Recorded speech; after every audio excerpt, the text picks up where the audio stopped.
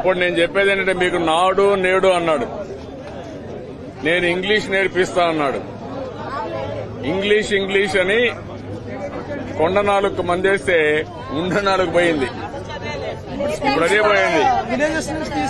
దీనివల్ల ఏమవుతుంది, రేపు మన పిల్లలంతా కూడా ముద్దబ్బాయిలుగా తయారవుతారు. ఇంగ్లీష్ భాష నేర్చుకుంటే తప్ప ఉద్యోగాలు రావనేటటువంటి ఒక అపోహను సృష్టించారు. మీకు నేను ఒక సజీవ ఉదాహరణ.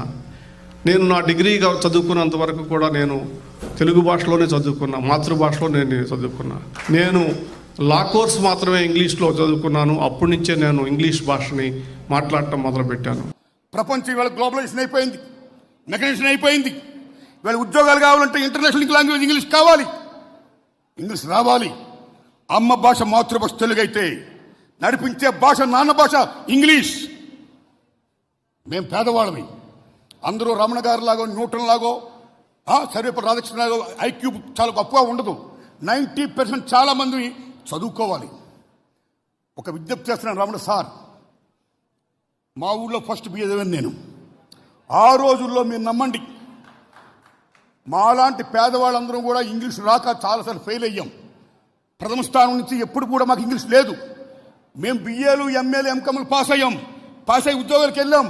ఉద్యోగాలకు వెళ్ళినప్పుడు ఇంటర్నేషనల్ లింక్ లాంగ్వేజ్ ఇంగ్లీష్లో ఉండడం వల్ల ప్రశ్నాపత్రాలు మేమందరం ఫెయిల్ అయ్యాం. మేమేమయ్యాం? గుమస్తాలు అయ్యాం, ప్యూన్లు అయ్యాం, అటెండర్లు అయ్యాం.